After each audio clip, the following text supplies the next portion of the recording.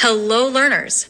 Welcome back to Easy English Jabalper, where learning English is fun and simple. Today, we'll learn how to use would rather correctly in English. Would rather means to prefer one thing over another. We use it to talk about choices or preferences. Structure.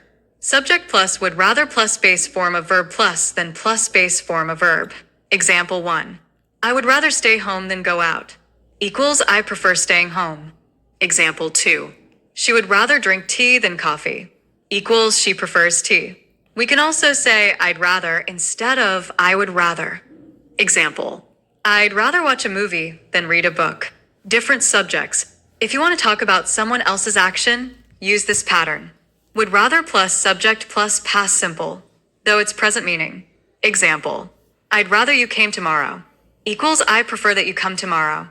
Now your turn. Complete this sentence in the comments. I would rather underscore underscore underscore underscore underscore underscore than underscore underscore underscore underscore underscore. If you found this lesson helpful, don't forget to like, share, and subscribe to Easy English Jabalper for more simple English lessons. See you in the next video.